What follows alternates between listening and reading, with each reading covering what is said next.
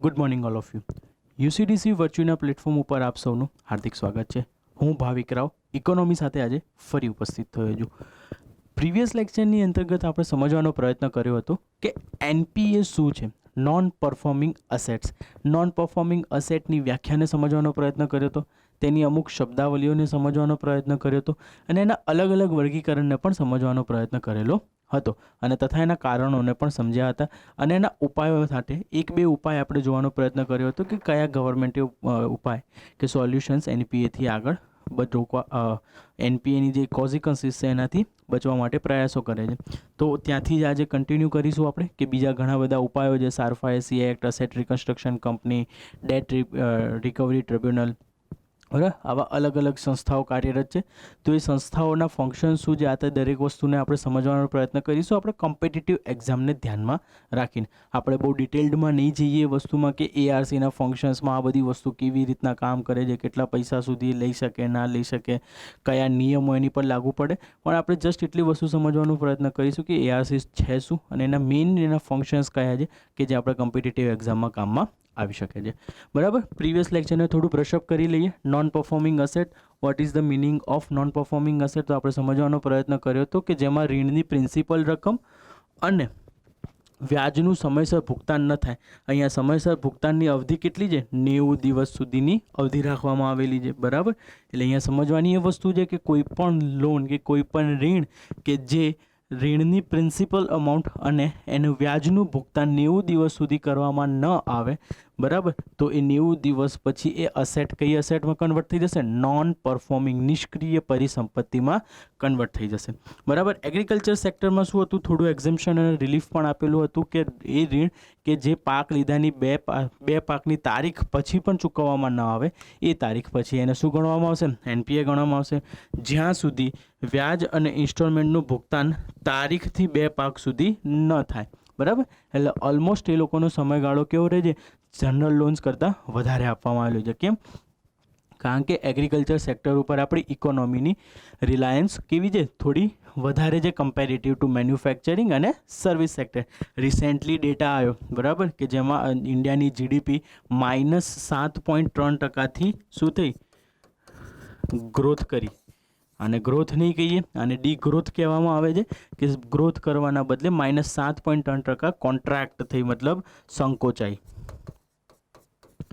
બરાબર, તો એ વખતે જે ડેટા રિલીઝ કરવામાં આવ્યો કે એગ્રીકલ્ચર સેક્ટર, મેન્યુફેક્ચરિંગ સેક્ટર અને સર્વિસીસ સેક્ટર્સમાં સૌથી હાઈએસ્ટ કોન્ટ્રીબ્યુશન એગ્રીકલ્ચર સેક્ટરનું હતું, અરાઉન્ડ 55%. મેન્યુફેક્ચરિંગ સેક્ટરનું પ્રોડક્શન અને કામ કરવું -4% લગભગ ચાલી રહ્યું હતું અને સર્વિસ સેક્ટર પ્લસમાં હતું.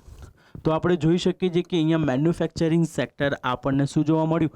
માઇનસમાં જોવા મળ્યું છે. બરાબર, તો આ જ મેન્યુફેક્ચરિંગ સેક્ટરને આગળ વધારવા માટે સરકાર દ્વારા સમય ઉપર શું કરવામાં આવે છે? પ્રોડક્ટ લિંક ઇન્સેન્ટિવ સ્કીમ્સ, માર્કેટમાં કેપિટલ બૂસ્ટ કરવામાં આવે છે, ટેક્સ એક્ઝેમ્પશન્સ આપવામાં આવે છે, બરાબર, વગેરે જેવી પ્રક્રિયાઓ કરીને આ જે સેક્ટર છે આ સેક્ટરને માઇનસમાંથી પ્લસમાં લાવવાના સદંતર પ્રયત્નો કરવામાં આવે છે. બરાબર, નેક્સ્ટ આપણે અમુક એની શબ્દાવલીઓને સમજવાનું 3 રીતે પહેલાં તો મેનલી જોઈ લઈએ કે બાયફર્ગેટ કઈ 3 રીતે કર્યું હતું કે સબ સ્ટાન્ડર્ડ અસેટ. તો એક જ વસ્તુ યાદ રાખવાની કે 1 વર્ષ સુધી નિષ્ક્રિય સંપત્તિ. બરાબર, હવે 1 વર્ષ કે તેનાથી વધારે સમય સુધી હોય તો કેની કહેવાશે? ડાઉટફુલ અસેટ, શંકાસ્પદ પરિસંપત્તિ. અને છેલ્લે જે લોસ અસેટ કે એ મિલકત જે 3 વર્ષ પછી પણ એનપીએની શ્રેણીમાં હોય તેને શું કહેવામાં આવે? Loss asset. એટલે કે હવે આને ભૂલી જવામાં જ ભલાઈ છે. બરાબર, એનપીએના કારણોમાં કૃષિ ક્ષેત્રમાં અનિશ્ચિતતાને સમજવાનો પ્રયત્ન કર્યો હતો.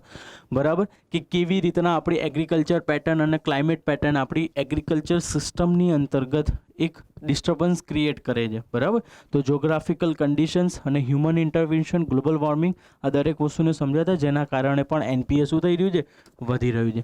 સેકન્ડ, ઔદ્યોગિક વૃદ્ધિ દરમાં કમી, ટ્વિન બેલેન્સ શીટ પ્રોબ્લેમ સમજવાનો પ્રયત્ન કર્યો હતો. બરાબર, કે ટ્વિન બેલેન્સ શીટ કોને કહેવાય? કે બેંક લોન આપે છે એને રીપે નથી થતી અને કંપનીઝ દ્વારા જે લોન લેવામાં આવે છે, જે લાયબિલિટીઝ લેવામાં આવે છે, ટાઈમ ટુ ટાઈમ ન ચૂકવવાથી એમની લાયબિલિટીઝ ઘટે. એટલે ટ્વિન બેલેન્સ શીટનો અર્થ થયો કે અસેટમાં ઘટાડો અને લાયબિલિટીઝમાં વધારો. બરાબર, અસેટમાં કોની ઘટાડો? બેંકની અસેટ્સમાં ઘટાડો થાય છે. અને કોની લાયબિલિટીઝમાં વધારો થાય છે? તો કે કંપનીઝની કે સામેવાળી જે થર્ડ પાર્ટીને લોન આપવામાં આવેલી છે એની લાયબિલિટીઝમાં વધારો થાય છે. તો ઇન શોર્ટ ટ્વિન બેલેન્સ શીટનો અર્થ થયો અસેટનું ઘટવું એટલે કે સંપત્તિમાં ઘટાડો અને જવાબદારીમાં વધારાને આપણે ટ્વિન બેલેન્સ શીટના ઇસ્યુથી ઓળખીએ છીએ. ડિટેલથી આપણે પ્રીવિયસ લેક્ચરમાં ડિસ્કસ કર્યું હતું. જો બ્રશઅપ કરવું હોય તો તમે ફરી એ વસ્તુને રિવાઇન્ડ કરી શકો છો. Got it. બેન્કોનું ખરાબ વ્યવસ્થાપન આઈસીઆઈસી બેંકના એક્ઝામ્પલ સાથે સમજવાનો પ્રયત્ન કર્યો હતો કે કેવી રીતના બેફાલતુ લોન આપીને બેંક ઉપર શું કરવામાં આવે છે, બર્ડન વધારવામાં આવે છે. બરાબર. ફોર્થ, આર્થિક વૃદ્ધિ દરમાં કમી. બરાબર. ઇકોનોમિક ગ્રોથ રેટમાં શું થાય છે, ઘટાડો થાય છે. તો ઇકોનોમિક ગ્રોથ રેટમાં ઘટાડો અને ટ્વિન બેલેન્સ શીટ બંને એકબીજાની શું છે, પૂરક વ્યવસ્થાઓ છે. એક થાય છે, બીજી થાય છે, બીજી થાય છે તો પહેલાં ઉપર અસર થાય છે. તો આ બંને સમસ્યાઓ દ્વારા આપણને અહીંયા એનપીએ જોવા મળે છે. અપારદર્શી એક્ઝિટ પોલિસી કે જ્યાં આગળ બેંક ઋણ આપે, કંપનીની ખરાબ હાલતના કારણે ફરી લોન લે, ફરી ઋણ આપે, અને આ જે અપારદર્શી એક્ઝિટ પોલિસી છે કે જેમાં બેંક અને કંપની બંને વિશિયસ સાયકલમાં ફસાઈ જાય છે તેને અપારદર્શી એક્ઝિટ પોલિસી કહેવાય છે, એનપીએના કારણે સર્જિત. તો આ મેઇનલી 4 કારણોના કારણે આપણને આ 4 કારણોના લીધે આપણને એનપીએ શું જોવા મળે છે, વધારે જોવા મળે છે. બરાબર. પછી એનપીએની અમુક શબ્દાવલીઓને સમજવાનો પ્રયત્ન કરીએ તો restructuring of loan. Restructuring of લોનનો સામાન્ય અર્થ શું થયો કે જે અસેટ પહેલેથી હતી, બરાબર, કે જે લોન આપેલી હતી બેંકની, એ બેંકની લોનનું જે સ્ટ્રક્ચર હતું એ કેવું કર્યું, ફરી બદલવામાં આવ્યું, રિસ્ટ્રક્ચર્ડ કરવામાં આવ્યું. અને આ રિસ્ટ્રક્ચર્ડ લોનના કારણે હવે શું થશે, વ્યાજ છે, મુદ્દત છે કે પછી સમય અવધિમાં ફેરફાર કરવામાં આવશે. ડેટ સિક્યોરિટીને શેમાં, ઇક્વિટીમાં કન્વર્ટ કરી દેવામાં આવશે. બરાબર. આ 3 રીતે શું કરવામાં આવશે, કોઈ પણ લોનને રિસ્ટ્રક્ચર કરવામાં આવશે જેના દ્વારા એનું કોઈ પણ કંપની એનું પેમેન્ટ ઇઝીલી કરી શકવાની સ્થિતિમાં આવી શકે. બરાબર. સેકન્ડ છે રિટર્ન ઓફ અસેટ. બરાબર. રિટર્ન ઓફ અસેટને સાદા શબ્દોમાં સમજીએ તો માડી વાળવું. બરાબર. માડી વાળું. તો અહીંયા આગળ બેંક દ્વારા જે અસેટ, બેંકની અસેટથી લોન, તો એ જે લોન છે એ લોનને શું કરવામાં આવશે, અકાઉન્ટિંગ ચોપડા ઉપર માડી વાળવામાં આવશે અને સમય અંતરાલ ઉપર તેને ફરી વસૂલવાની પ્રક્રિયા કરવામાં આવશે. બરાબર. Stress assets. તો અહીંયા સ્ટ્રેસ અસેટનો અર્થ શું, તો તણાવ સંપત્તિ કે તણાવ મિલકત. બરાબર. તણાવ મિલકત કેમ કહેવામાં આવે કે અહીંયા આગળ સ્ટ્રેસ ક્રિએટ કરે છે કોની પર, બેંક ઉપર. ક્યારે કે જ્યારે અસેટ્સ, એનપીએ અને રિસ્ટ્રક્ચરિંગ લોન અને રિટર્ન ઓફ અસેટ્સ એટલે જેટલા બી લોસીસ બેંક દ્વારા સહન કરવામાં આવ્યા એ બધાનું ટોટલ કયા નામથી ઓળખાશે, સ્ટ્રેસ અસેટના નામથી ઓળખવામાં આવે છે. બરાબર. એનપીએના પરિણામ જોયા હતા બેંક ઉપર. તો બેંક ઉપર સૌથી પહેલાં આપણને શું મળશે કે એની ક્રેડિટમાં ઘટાડો થઈ જશે. એક્ઝેક્ટલી. ડિપોઝિટમાં ઘટાડો થશે. કેમ? કારણ કે ક્રેડિટ ઘટશે તો કોઈ વ્યક્તિ ડિપોઝિટ કરવા જશે નહીં. જો એની ડિપોઝિટમાં ઘટાડો થશે તો એનું પરિણામ એનું ક્રેડિટ ક્રિએશન ઉપર આવશે અને ક્રેડિટ ક્રિએશનના કારણે લોન આપવાની ક્ષમતામાં શું થશે, ઘટાડો થશે. અને લોન આપવાની ક્ષમતામાં જો બેંકની ઘટાડો થશે તો એની ડાયરેક્ટ અસર ઉત્પાદન ઉપર પડશે. કેમ? કારણ કે કંપની અને ઇન્વેસ્ટર્સને પૈસા નહીં મળે તો એ લોકો પ્રોડક્શનમાં ઇન્વેસ્ટ કરી શકશે નહીં, તો જેની ડાયરેક્ટ અસર આપણને ઉત્પાદન પર જોવા મળશે. અને આર્થિક વૃદ્ધિ દરમાં પરિણામતઃ શું થશે, ઘટાડો જોવા મળી શકે છે. તો આ સૌથી પહેલાં બેંકની કારણે જે બેંક પર પ્રભાવ પડે છે એ જોયું. સેકન્ડ, અર્થતંત્ર પર ઋણ આપવાની ક્ષમતા શું થઈ જશે, માર્કેટમાં ઓછી, ઉત્પાદનમાં શું આવશે, ઘટાડો આવશે, આર્થિક વૃદ્ધિ દરમાં ઘટાડો. બરાબર. અને વૈશ્વિક સ્તર પર રેપ્યુટેશનમાં કમી. અને આ બધાના કારણે બેંકની શું થશે, કેપિટલમાં ઘટાડો થશે.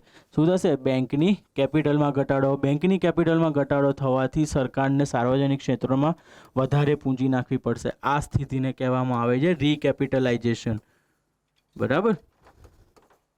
તો આ રીકેપિટલાઇઝેશનની સ્થિતિમાં સરકારને શું કરવું પડશે, પોતાના ખિસ્સામાંથી પૈસા અંદર નાખવા પડશે. અને અંદર નાખવાના કારણે સરકારની રાજકોષીય ખાધ એટલે કે ફિસ્કલ ડેફિશિયેટ વધશે. અને આ ફિસ્કલ ડેફિશિયેટ વધવાના કારણે કરંટ અકાઉન્ટ ડેફિશિયેટ પણ વધશે. તો આ બંને ડેફિશિયેટને કઈ કહેવામાં આવે છે, ટ્વિન ડેફિશિયેટ, જોડકી ખાધ. બરાબર. ટ્વિન ડેફિશિયેટના નામે બંનેને ઓળખવામાં આવે છે. તો આપણે જ્યારે ફિસ્કલ પોલિસી સમજતા હોઈશું ત્યારે સમજી લઈશું કે ટ્વિન ડેફિશિયેટ કોને કહેવામાં આવે. બરાબર. કે ફિસ્કલ ડેફિશિયેટની અસર કરંટ અકાઉન્ટ ડેફિશિયેટ પર કેવી રીતના પડે અને કરંટ અકાઉન્ટ ડેફિશિયેટની અસર ફિસ્કલ ડેફિશિયેટ ઉપર કેવી રીતના પડે. બરાબર. એનપીએથી બચવાના ઉપાયો. તો આટલા ઉપાયો છે. સૌથી પહેલાં આપણે ઇન્દ્રધનુષ અભિયાન સમજ્યા હતા. બરાબર. કે જ્યાં આગળ મેઇનલી એડમિનિસ્ટ્રેટિવ રિફોર્મ્સની વાત કરવામાં આવી હતી અને એડમિનિસ્ટ્રેટિવ રિફોર્મથી બેંકના ઇકોનોમિકલ રિફોર્મ્સ લાવવામાં પ્રયત્ન કરવામાં આવશે. બરાબર, કન્ફ્યુઝ ના થઈ જતા. ઇન્દ્રધનુષ અભિયાન બીજી હેલ્થ સેક્ટરમાં સ્કીમ ચાલે છે કે જેનો મેઇનલી ફોકસ ઇમ્યુનાઇઝેશન ઉપર છે. બરાબર, તો આ બંનેમાં ફરક છે. જ્યારે પણ ક્વેશ્ચન આવે ઓપ્શન શાંતિથી વાંચજો કે ઇમ્યુનાઇઝેશન આપેલું છે કે આ જે બેન્કિંગ સેક્ટર રિગાર્ડિંગ કે ફાઇનાન્સ સેક્ટર રિગાર્ડિંગ આપેલું છે, કારણ કે બંને સ્કીમના નામ એક છે તો આ બંને ઓપ્શન જોડે આવવાની સંભાવના તદ્દન ઝીરોની આસપાસ રહેલી છે. તો ચાન્સીસ ઓછા છે કે અહીંયા તમને પૂછી શકે કે ઇમ્યુનાઇઝેશન છે કે ઇકોનોમિક રિફોર્મ્સ માટે છે, કોઈ બી એક જ ઓપ્શન મૂકશે. પણ શાંતિથી વાંચજો કે કયો ઓપ્શન રિગાર્ડિંગ છે, કાં તો હેલ્થ સેક્ટર હોવું જોઈએ કાં તો ફાઇનાન્સ સેક્ટર હોવી જોઈએ, ઇન શોર્ટની વાતમાં. બરાબર, તો આ બેંક બોર્ડ બ્યુરો ઉપરથી ક્વેશ્ચન યુપીએસસી 2019ની પ્રિલિમમાં આવી ગયો છે. બરાબર, તો અહીંયા આગળ સમજવાની વસ્તુ એ છે કે બેંક બોર્ડ બ્યુરોના કારણે મેનેજિંગ લેવલ ઉપર એડમિનિસ્ટ્રેટિવ રિફોર્મના પ્રયત્નો કરવામાં આવશે. તો મેજરલી અહીંયા આગળ હજી પણ એક સચોટ નિર્ણયની રાહ જોવામાં આવી રહી છે. પણ ઇન શોર્ટ એ લોકો ડિસ્કસ થતું હતું ત્યારે જ યુપીએસસી આ ક્વેશ્ચન પૂછી લીધેલો હતો. બરાબર, કેપિટલાઇઝેશનની પ્રોસેસ સરકાર વર્ષમાં 2-3 વાર કરતી જોવા મળતી હોય છે. તો ઓબ્વિયસલી છે કે કેપિટલાઇઝેશન થઈ જશે. એમ્પાવરમેન્ટ ફ્રેમવર્ક ગવર્નન્સ, તો બેંકના ગવર્નન્સ ઉપર પણ ફોકસીસ વધારવામાં આવ્યા છે કે જ્યાં આગળ આરબીઆઈ હવે દરેક ક્ષેત્રોમાં જઈને પોતાના ગવર્નન્સને એક્સપાન્ડ કરે છે, ઈ ગવર્નન્સને પ્રમોટ કરે છે, મોબાઈલ ગવર્નન્સને પ્રમોટ કરે છે. પબ્લિકમાં અવેરનેસ લાવવાનો શું કરવામાં આવે છે, પ્રયત્ન કરવામાં આવે છે. તો ઇન શોર્ટ ઇન્દ્રધનુષ અભિયાનનો મેજર ફોકસ એડમિનિસ્ટ્રેટિવ રિફોર્મ્સ લાઈને ઇકોનોમિકલ રિફોર્મ્સ લાવવાનો રહેલો છે. સેકન્ડ આપણે સમજવાનો પ્રયત્ન કર્યો તો ઇકોનોમિક સર્વે 2015-16માં સુબ્રમણ્યમ સ્વામી દ્વારા 4 Rની ઓળખ કરવામાં આવી હતી. 4 R. ફર્સ્ટ રેકગ્નાઇઝ કરો, વસ્તુને ઓળખો, ઓળખ્યા પછી ત્યાં રીકેપિટલાઇઝ કરવાનો પ્રયત્ન કરો, રીકેપિટલાઇઝ કર્યા પછી રેઝોલ્યુટ કરો એ વસ્તુને, અને છેલ્લે વસ્તુમાં રિફોર્મ લાવો કે ફરી આ વસ્તુ થાય નહીં. તો મેજરલી આ 4 ફ્રેમવર્કની વાત કરેલી હતી. ઇન શોર્ટ ક્યાંક ને ક્યાંક આઈડિયા ઇન્દ્રધનુષ અભિયાન જેવી પણ આપણને જોવા મળી રહી છે કે જ્યાં આગળ એડમિનિસ્ટ્રેટિવ રિફોર્મ્સ અને ઇકોનોમિક રિફોર્મ્સ બંને ઉપર ફોકસ કરવામાં આવે છે. બરાબર, થર્ડ સારફાઈસી એક્ટ. બરાબર, હવે સમજીએ કે સારફાઈસી એક્ટ શું છે. તમારું હોમવર્ક એ રહેશે કે સારફાઈસી એક્ટનું ફૂલ ફોર્મ શું છે. બરાબર, ઘણીવાર જીપીએસસી ક્લાસ 1, 2 કે 3ની કોઈ પણ એક્ઝામ હોય ત્યાં આગળ આવી રીતના કોઈ ઇઝી ક્વેશ્ચન ગૂગલી ફેંકી દેતા હોય છે કે નીચેનામાંથી કયું ફૂલ ફોર્મ સારફાઈસી એક્ટ સાથે સહસંબંધિત છે. બરાબર, તો એ વખતે એવું થાય કે આપણને 2-3 ઓપ્શન એક જેવા લાગે. તો અત્યારે જ સૌથી પહેલાં જ્યારે લેક્ચર પતે ત્યારે કે ઇન બિટવીન તમે જોઈ શકો છો કે સારફાઈસી એક્ટનું ફૂલ ફોર્મ શું રહેલું છે. તો સારફાઈસી એક્ટ ઇન શોર્ટ એક એવી સ્થિતિ છે કે જ્યાં આગળ ગવર્મેન્ટ ઇન્ટરવેન્શન કરે છે. બરાબર, કે એમની એક્ઝિક્યુટિવ બોડી ઇન્ટરવેન્શન કરે છે. શેની માટે ઇન્ટરવેન્શન કરે છે કે જે ડ્યુ પેમેન્ટ ઓફ લોન છે, ડ્યુ પેમેન્ટ ઓફ લોન, તો એ ડ્યુ પેમેન્ટ ઓફ લોનને એક સ્પેસિફિક ટાઈમ પીરિયડમાં, એક સ્પેસિફિક એટલે કે ચોક્કસ સમય અંતરાલની અંતર્ગત એને વસૂલવાની પ્રક્રિયા એ સારફાઈસી એક્ટ એમને દિશા નિર્દેશ પૂરી પાડે છે. બરાબર, તો આ સારફાઈસી એક્ટનો ક્રક્સ ઇન શોર્ટ 2 લાઇનમાં છે કે આ ડ્યુ પેમેન્ટ ઓફ લોન, જેટલી પણ લોન ચૂકવણી બાકી જે સંસ્થાઓ કે કંપનીઓની, એ સંસ્થાઓ કે કંપનીઓથી લોન વસૂલવા માટે એક્ઝિક્યુટિવ બોડી ઇન્ટ્રોડ્યુસ થાય છે. અને એક્ઝિક્યુટિવ બોડી ઇન્ટ્રોડ્યુસ થયા પછી એક સ્પેસિફિક ટાઈમ પીરિયડની અંતર્ગત એ લોન વસૂલવાની પ્રક્રિયાને પૂરી કરવાનો શું કરે છે, પ્રયત્ન કરે છે. તો અહીંયા સમજવાનો પ્રયત્ન કરીએ કે આ અધિનિયમ વિત્તીય સંસ્થાઓને એ અધિકાર આપે છે કે દેવાદારની એ સંપત્તિને જપ્ત કરી શકે જેની અવેજમાં ઋણ લેવાયું હોય. બરાબર, જનરલી જ્યારે પણ આપણે લોન લેવા જતા હોઈએ ત્યારે લોન લેતી વખતે આપણે અમુક વસ્તુ મોર્ટગેજ મૂકવી પડે છે કે it is the proportionate of your loan. બરાબર, તમે જે લોનની રકમ લીધી છે એ લોનની રકમના, બરાબર, કોઈ પણ લોન લીધી છે તમે, તો એ લોનની રકમના જ સમપ્રમાણમાં કોઈ પણ વસ્તુ તમારે ગીરવે મૂકવી પડે. બરાબર, તો અહીંયા આગળ સારફાઈસી એક્ટ આ જે લોન આપનાર કંપની હતી કે બેંક હતી, એ બેંકને પાવર આપે છે કે તમે જે વસ્તુ ગીરવે મૂકેલી હતી એ ગીરવે મૂકેલી વસ્તુને શું કરી શકે, જપ્ત કરી શકે છે. બરાબર, તો અહીંયા આગળ જપ્ત કરવાની પ્રોસિજર લખેલી છે કે કેવી રીતના પ્રોસિજર કરીને વસ્તુને જપ્ત કરી શકશે. તો ફર્સ્ટ કે જિલ્લા મેજિસ્ટ્રેટની સહાયથી એટલે કે ડિસ્ટ્રિક્ટ મેજિસ્ટ્રેટ IAS ઓફિસરની સહાયતાથી કાર્ય થાય છે અને આ પ્રક્રિયા 30 દિવસમાં પૂર્ણ કરી દેવી જોઈશે અને જે કંપની ઋણ ચૂકવવા સક્ષમ નથી તેની કંપનીના પ્રબંધનને નિયંત્રણમાં લેવામાં આવે છે. ઘણીવાર તમને જોવા મળશે કે જ્યારે લોનની વસૂલી ના કરી શકે ત્યારે કંપનીને ઓવરટેક કરી લેવામાં આવે અને ઓવરટેક કરીને કંપનીનું જે મેનેજિંગ લેવલ છે, બરાબર, મેનેજિંગ ડિરેક્ટરનું જે લેવલ હોય ઉપરના સ્તર સુધી, એ ઉપરના સ્તર ઉપર એ માણસો પોતાના બેસાડી દે બેંક કે સરકાર અને ત્યાંથી મેનેજ કરીને એ ગમે તેમ કરી જે ડ્યુ પેમેન્ટ ઓફ લો છે, જે ડ્યુ પેમેન્ટ છે, બરાબર, એ ડ્યુ પેમેન્ટને વસૂલવાનો પ્રયત્ન કરે છે. અહીંયા આગળ જ્યારે બેંક કોઈ પણ સંપત્તિની જપ્ત કરતી હશે ત્યારે એને કલેક્ટરની સહાયતા લેવી પડશે, એટલે કે એમની પાસે એમને કલેક્ટરની મંજૂરી લેવી પડશે કે જ્યાં જરૂર પડે ત્યાં કલેક્ટર પોતે આવીને પણ મદદ કરી શકે. એવી ઘણી બધી સ્થિતિ ઊભી થઈ શકે છે જ્યાં પણ ઇન શોર્ટ ડિસ્ટ્રિક્ટ મેજિસ્ટ્રેટ વગર આ લોકો કોઈ પણ સંપત્તિ જપ્ત કરી શકશે નહીં. એક કેન્દ્રીય રજિસ્ટર હશે, બરાબર, શું હશે? એક સેન્ટ્રલ રજિસ્ટર હશે જેમાં સંપત્તિનો ડાટાબેઝ હશે, સુરક્ષિત પરિસંપત્તિ, બરાબર. હવે સમજી લો કે સેન્ટ્રલ રજિસ્ટ્રાર શું છે, તો કે સેન્ટ્રલ રજિસ્ટ્રાર ઇન શોર્ટ એક એવી જગ્યા છે કે જ્યાં આગળ શું થશે, એક સેન્ટ્રલ લેવલ ઉપર જેટલી પણ બેંક્સ દ્વારા જેટલી પણ લોન આપવામાં આવેલી હશે એ લોનનો એક ડાટાબેઝ તૈયાર કરવામાં આવશે, બરાબર. હવે આ ડાટાબેઝ ત્યાં આગળ અહીંયા રજિસ્ટરમાં મેન્શન હશે. તો હવે સરકારને અહીંયા આગળ એક ડેટા બેંક તૈયાર થશે કે એમને માર્કેટની સ્થિતિ ખબર પડશે કે માર્કેટમાં કેટલી મોર્ટગેજ લોન ફરી રહી છે અને કેટલી અનમોર્ટગેજ લોન કે બિનગીરવી લોન ફરી રહી છે, બરાબર. તો એ મોર્ટગેજ લોન અને અનમોર્ટગેજ લોન વચ્ચેનો જે ડિફરન્સીસ હશે કે મોર્ટગેજ લોનને કેવી રીતના કન્વર્ટ કરી શકશે, કેવી રીતના ચૂકવણી કરી શકશે, તો એક આખી ફ્રેમવર્ક સેન્ટ્રલ ગવર્મેન્ટને તૈયાર કરવી ઇઝી પડી જશે. ઘણા સમયથી એવું થતું હતું કે બેંક દ્વારા માલ પ્રેક્ટિસિસ કરીને કોઈ પણ લોન આપી દેવામાં આવતી હતી મોર્ટગેજના ડેટા વગર.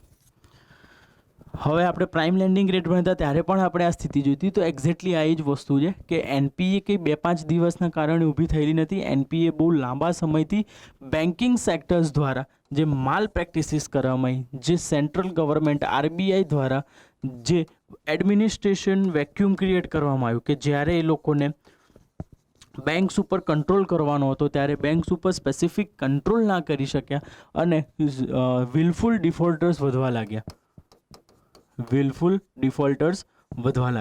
તો આ વિલફુલ ડિફોલ્ટર્સ વધવાની કારણે શું થતું હતું, ગવર્મેન્ટ પાસે ડેટા નહોતો કે કેવી રીતના વસ્તુને આપણે પાછી લઈ શકીશું. તો અહીંયા આગળ સારફાએસી એક્ટ એ વસ્તુને શું કરે છે, એસ્ટાબ્લિશમેન્ટ કરવાનો પ્રયત્ન કરે છે કે એક સેન્ટ્રલ રજિસ્ટ્રાર હોય, એ સેન્ટ્રલ રજિસ્ટ્રાર શું હશે, એની પાસે દરેક મોર્ટગેજ લોનની કેવી હશે, માહિતી હશે. તો કેન્દ્ર સરકાર પાસે એક ડેટા રહેશે કે બજારમાં કેટલી લોન ફરે છે, કેવી ફરે છે, શું થશે, શું નહીં થઈ શકે અને એક ફ્યુચર રોડમેપ તૈયાર કરી શકશે. આ અધિનિયમ મધ્યસ્થ બેંકને અસેટ રિકન્સ્ટ્રક્શનની બધી જ ગતિવિધિઓનો અધિકાર આપે અને દંડનો પણ અધિકાર આપે છે. આગળ ભણીશું અસેટ રિકન્સ્ટ્રક્શન કંપની શું હતી. એ વખતે આ ક્લોઝ ફરી સમજી લઈશું કે કહેવા શું માંગે છે, બરાબર. પણ ઇન શોર્ટ સારફાએસી એક્ટમાં આપણે સમજવાનો પ્રયત્ન કરીએ તો અહીંયા આગળ એક્ઝિક્યુટિવ રોલ ઇન્ક્રીઝ કરવામાં આવે છે, બરાબર. અને એક્ઝિક્યુટિવ રોલ ઇન્ક્રીઝ કરીને એક ફ્રેમવર્ક ક્રિએટ કરવામાં આવ્યું કે જેનાથી કે કોઈ પણ જે લોનની ચૂકવણી બાકી છે કોઈ પણ કંપની તરફથી કે કોઈના તરફથી, તો એ 30 દિવસના એક સ્પેસિફિક ટાઈમ પીરિયડની અંતર્ગત શું કહી શકે, વસૂલ કરી શકાય છે, બરાબર. સેકન્ડ છે અસેટ રિકન્સ્ટ્રક્શન કંપની. તો what is the meaning of asset reconstruction company? તો નામથી જ ખબર પડે છે શું રિકન્સ્ટ્રક્ટ કરશે એ વસ્તુ, અસેટ રિકન્સ્ટ્રક્ટ કરશે અને અસેટ રિકન્સ્ટ્રક્ટ કરતી આ શું છે, કંપની કાર્યરત હશે. હવે અંદર સ્પેસિફિક જોઈ લઈએ કે અસેટ રિકન્સ્ટ્રક્શન કંપની શું છે, કે એ કંપની જે બેંકના એજન્ટના રૂપે કાર્ય કરે અને સંપત્તિનું પુનર્ગઠન કરે તેને ARC કહેવાય, બરાબર. અહીંયા આગળ એના નામથી જ ખબર પડી જાય છે કોના એજન્ટ તરીકે કામ કરશે, અહીંયા આગળ બેંકના એજન્ટ તરીકે કાર્ય કરશે અને સંપત્તિનું પુનર્ગઠન કરે તેને ARC કહેવામાં આવે છે. આ કંપની સારફાએસી એક્ટની અંતર્ગત કાર્ય કરે છે। હવે આ ક્લોઝ અહીંયા સમજો કે આ અધિનિયમ મધ્યસ્થ બેંકને એઆરસીની બધી ગતિવિધિઓનો અધિકાર આપે છે। ઇન શોર્ટ એ થયું કે જ્યારે અસેટ રિકન્સ્ટ્રક્શન કંપની કામ કરતી હશે તો અસેટ રિકન્સ્ટ્રક્શન કંપની સારફાએસી એક્ટની અંતર્ગત કાર્ય કરશે અને સારફાએસી એક્ટ સેન્ટ્રલ બેંકને પાવર આપે છે કે આ બંને વસ્તુને એ પોતાના નિયંત્રણ હેઠળ લઈ શકે છે। ઇન શોર્ટ અહીંયા આગળ જ્યારે અસેટનું ફરીપૂર્ણ વસૂલી કરવાનું કામ કરવામાં આવે ત્યારે અહીંયા આપણને સેન્ટ્રલાઇઝ પ્રોસેસ જોવા મળે છે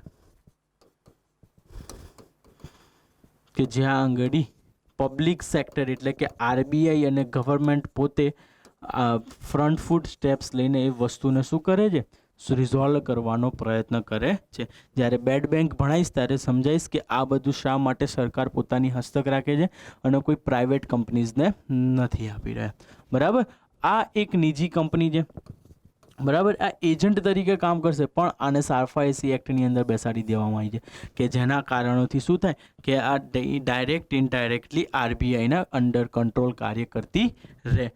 અહીં સંધિના માધ્યમથી ઋણની વસૂલી કરાય છે। બરાબર, કે અહીંયા આગળ નેગોશિએશન કરવામાં આવે ને ટ્રીટી કે વન ટાઈપ ઓફ નેગોશિએશન જ કરીને શું કરી લેવામાં આવે, જે ઋણ હતી એની વસૂલી કરવામાં આવે છે। તો અહીંયા એઆરસીને આપણે સમજ્યા કે what is the meaning of asset reconstruction company. તો અસેટ રિકન્સ્ટ્રક્શન કંપની એક એવી કંપની છે કે જે સારફાએસી એક્ટ 2002ની અંતર્ગત કાર્ય કરે છે અને અહીંયા આગળ મધ્યસ્થ બેંક પાસે પાવર છે કે આઈઆરસીની બધી ગતિવિધિઓને અધિકાર આપે, અધિકાર લઈ પણ શકે છે અને એને દંડ આપવાનો પણ અધિકાર આપી શકે છે। કોણ આપી શકે છે? RBI under SARFAESI act 2002। અને આ એક બેંકના એજન્ટ તરીકે કાર્ય કરશે। બરાબર, આ કોઈ ઓટોનોમસ કે ઇન્ડિવિજ્યુઅલ સિસ્ટમ નહીં હોય કે જે અલગથી પોતાના સુઓ મોટો એક્શન્સ પર કામ કરશે। આ એક બેંકના એજન્ટ તરીકે કામ કરશે એટલે કે બેંક એને કહેશે કે ભાઈ જા એઆરસી હેલો, તો કે એઆરસી કે યસ બેંક બોલો, તો કે જઈને આટલી 500 કરોડની લોન લેવાની છે, તો કે ઓકે ડન, તો કે મારું શું, તો કે તારું કમિશન અહીંયા આગળ। બરાબર, એટલે બેંકના અંદર એક એજન્ટ તરીકે કામ કરશે અને એક એવી કંપની હશે, એક પ્રાઇવેટ ફર્મ હશે। બરાબર, અને આ પ્રાઇવેટ ફર્મ બેંકના એજન્ટ તરીકે કાર્ય કરી જે 500 કરોડ રૂપિયાની લોન લેવાની હતી, માર્કેટમાંથી વસૂલવાની હતી, એ વસૂલવાની પ્રક્રિયાને શું કરી નાખશે, પ્રારંભ કરી નાખશે।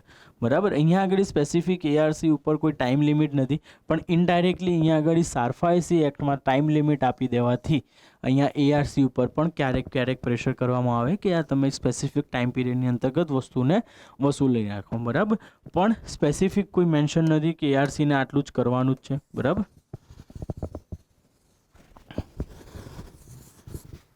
ઓકે,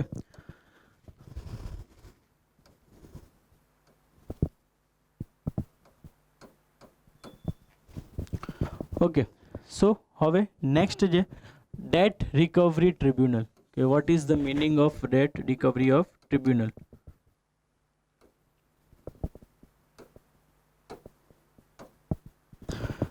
તો ડેટ રિકવરી ટ્રિબ્યુનલ મેં પહેલાં પણ તમને વાત કરેલી છે કે કોઈ પણ ઇકોનોમીનો ક્વેશ્ચન હોય, કોઈ પણ વર્ડ હોય તો એને પહેલાં બ્રેક કરવાનો પ્રયત્ન કરો તો સમજવું પડશે। ડેટ રિકવરી શું રિકવરી કરે છે?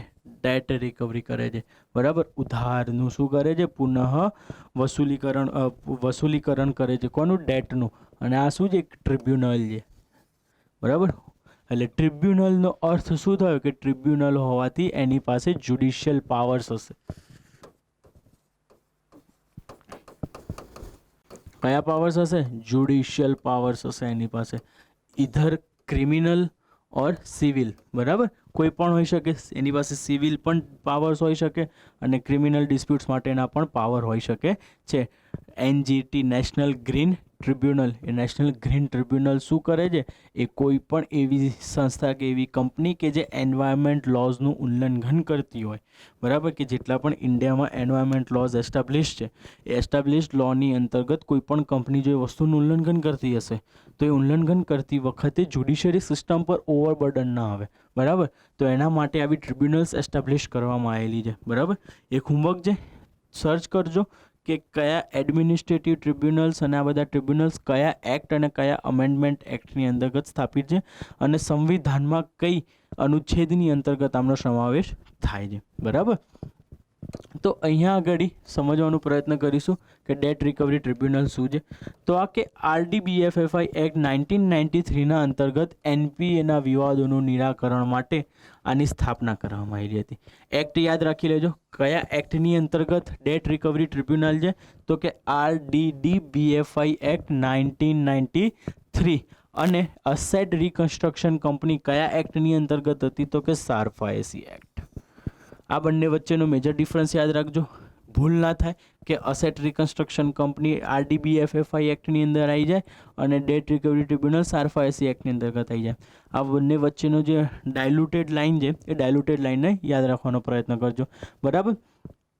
DRT ડેટ રિકવરી ટ્રિબ્યુનલના ચુકાદાથી અસંતુષ્ટ થવા પર ડેટ રિકવરી એપિલિએટ ટ્રિબ્યુનલ, બરાબર, કે જ્યારે આ ડેટ રિકવરી ટ્રિબ્યુનલ દ્વારા કોઈ પણ ચુકાદો આપવામાં આવ્યો કે આ બેંક અને કંપનીમાં કહી દીધું કે કંપનીનો વાંક નથી, બેંકનો વાંક છે, બ્લા બ્લા કરી કંપનીની લોન જે છે એઝ ઇટ ઇઝ એને આપવાની રહેશે, આ ચુકાદો આપી દીધો, પણ હજી પણ બેંક સેટિસ્ફાઈડ નથી આ ચુકાદાથી, આ વર્ડિક્ટથી, તો એ ક્યાં જશે? હવે વર્ડિક્ટના ચુકાદાની સામે એ DRATમાં જઈને અપીલ કરશે, બરાબર, કારણ કે આ શું છે? એક એપિલિએટ ટ્રિબ્યુનલ છે, બરાબર. તો ડેટ રિકવરી એપિલિએટ ટ્રિબ્યુનલમાં અપીલ કરી શકાય છે, બરાબર. તો આ DRAT જે DRAT એ શું છે? એ જે વસ્તુ છે કે જ્યારે પણ આપણી જ્યુડિશિયલ સિસ્ટમમાં આપણે જોઈ શકીએ છીએ કે સેશન કોર્ટમાં આપણને કોઈ પણ વસ્તુ કે કોઈ પણ ચુકાદો, જો કોઈ સેશન કોર્ટ છે તો સેશન કોર્ટના કોઈ પણ ચુકાદાથી આપણે અસંતુષ્ટ હોઈએ તો આપણે હાઈકોર્ટ જઈ શકીએ છીએ અને હાઈકોર્ટના ચુકાદાથી સુપ્રીમ કોર્ટનો ચુકાદો ફાઇનલ ગણવામાં આવે છે, બરાબર. સેશન કોર્ટમાંથી હાઈકોર્ટ જવાની એક પ્રોસિજર છે કે અમુક સ્પેસિફિક ટાઈમ પીરિયડમાં અને અમુક સ્પેસિફિક કેસીસમાં તમને જલ્દી જવા મળે છે, બરાબર. અને એવી જ રીતના હાઈકોર્ટના ડિસિઝનથી સુપ્રીમ કોર્ટના સુધી જવા માટે પણ એક સ્પેસિફિક ટાઈમ પીરિયડ આપવામાં આવેલો, સ્પેસિફિક ક્લોઝ મૂકવામાં આવેલા છે કોન્સ્ટિટ્યુશનમાં કે જેની અંતર્ગત જ તમે હાઈકોર્ટથી સુપ્રીમ કોર્ટ અને સેશન કોર્ટથી હાઈકોર્ટ જવાની પ્રક્રિયા પૂરી કરી શકો છો, બરાબર. આ તમને પોલિટીના લેક્ચર્સની અંતર્ગત ભણાવવામાં આવશે જ્યારે જ્યુડિશિયરી કે જ્યુડિશિયલ સિસ્ટમ તમને ભણાવવામાં આવશે, કારણ કે આપણું કોન્સ્ટિટ્યુશન મેઇનલી 3 પેરામીટર્સ ઉપર રહેલું છે. એક છે એક્ઝિક્યુટિવ, લેજિસ્લેટિવ અને જ્યુડિશિયરી. આ ત્રણની વચ્ચેની ડિબેટ્સ તમને હંમેશા ન્યૂઝપેપરમાં જોતા રહેવા મળશે અને હંમેશા ધ્યાન રાખવાનું કે જ્યારે પણ ઓપિનિયન બેઝ ક્વેશ્ચન્સ આવે ત્યારે તમે આ બધી વસ્તુ તેની અંદર મેન્શન કરી શકવા જોઈએ, બરાબર. તો અહીંયા ધ્યાન રાખવાની વસ્તુ હતી કે DRTના ચુકાદાથી અસંતુષ્ટ હોવા પર ક્યાં જઈ શકો? Debt recovery appellate tribunals. પણ સમય સંજોગોને ધ્યાનમાં રાખતા જ ખબર પડી કે DRTના નિર્ણયથી DRAT ઉપરનો ભારણ કેવો થવા લાગ્યો છે? વધવા લાગ્યો. તો એના કારણે એની અંતર્ગત ચેન્જીસ કર્યા અને સેવા નિવૃત્તિનો સમયગાળો ક્રમશઃ 65 અને 67 વર્ષ છે, બરાબર. DRTનું કયો છે 65 વર્ષ અને DRATનો કયો છે 67 વર્ષ. એટલે કે આમના જે ચેરપર્સન્સ હશે અહીંયા આગળ એ ચેરપર્સન્સના રિટાયરમેન્ટનો સમયગાળો DRTમાં કેટલો છે? 62 યર્સ અને DRATમાં કેટલો છે? 67 યર્સ. તો સમયગાળો કેમ વધારવામાં આવ્યો? તો કે જેટલો સમયગાળો વધારે એટલા નંબર ઓફ કેસીસ શું કરી શકે? એ લોકો સોલ્વ કરી શકે છે, બરાબર. પેન્ડેમિકની સિચ્યુએશનમાં આપણને એક બીજો સૌથી મોટો સમસ્યા અપાર્ટ ફ્રોમ ઇકોનોમિકલ એન્ડ સોસાયટીયલ આપણને જોવા મળ્યું કે આપણી જ્યુડિશિયલ સિસ્ટમ ઉપર પણ બર્ડન વધવા લાગ્યું છે. કેમ વધવા લાગ્યું છે? તો કે ઓનલાઈન ચુકાદા આપે છે, બરાબર. ઓનલાઈન એમને સેશન્સ ચાલી રહ્યા છે, બરાબર. અત્યારે ઓનલાઈન સેશન્સ ચાલવાના કારણે પ્રાયોરિટી બેઝ જ્યુડિશિયલ સિસ્ટમ થવા લાગી કે જ્યાં આગળ કેસની પ્રાયોરિટીના બેઝિસ ઉપર કેસને વધારે જલ્દી હાથમાં લેવામાં આવે છે, બરાબર. તો અહીંયા આગળ આપણને જોવા મળ્યું કે જસ્ટિસ સિસ્ટમ ઉપર પણ આપણને શું થયું? બર્ડન જોવા મળતું હતું. પણ કોન્સ્ટિટ્યુશનની અંતર્ગત આ બર્ડનથી દૂર થવા માટે આપણને અમુક પેરામીટર્સ જોવા મળતા હતા કે એડહોક જજીસ જોવા મળે છે, બરાબર. કોન્સ્ટિટ્યુશનમાં અમેન્ડ કરીને જજીસની સંખ્યા વધારી શકાય છે. તો અહીંયા આગળ આ બધી સ્થિતિને ધ્યાનમાં રાખીને અહીંયા આપણી પાસે ક્લોઝિસ હતા કોન્સ્ટિટ્યુશનલી કે આપણે ચેન્જીસ કરી શકીએ, પણ અહીંયા આગળ આ બધા સમસ્યાને દૂર રહેવા માટે કોઈ ચેન્જ ક્લોઝિસ નહોતા. તો DRT એક્ટમાં અમેન્ડમેન્ટ કર્યો અને આ બંનેની સેવા નિવૃત્તિનો સમયગાળો શું કરી નાખ્યો?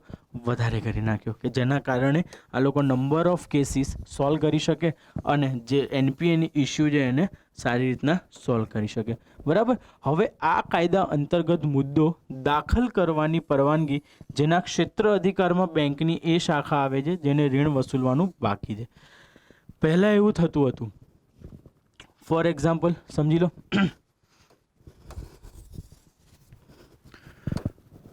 બે સિનારીઓ છે. અહીંયા આગળ સિનારીઓ 1 કે જ્યાં આગળ કોઈ બેંક દ્વારા કોઈ પર્સન કે કોઈ ઇન્સ્ટિટ્યુશનની અગેન્સ્ટ કેસ દાખલ કરવામાં આવ્યો.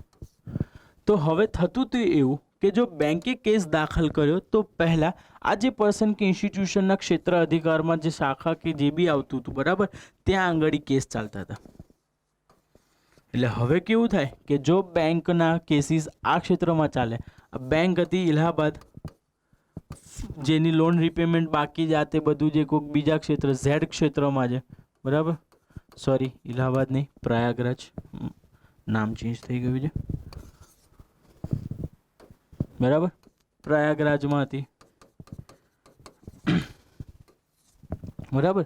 તો હવે આ બેંકને પોતાનો એક એડમિનિસ્ટ્રેટિવ સ્ટાફ ક્રિએટ કરવો પડશે કે જે જગ્યાએ જઈને શું કરશે, કેસીસ લડશે.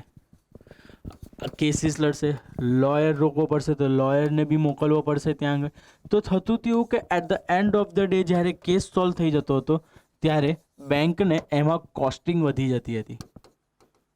કોસ્ટિંગ શું થઈ જતી હતી, વધી જતી હતી. કેમ?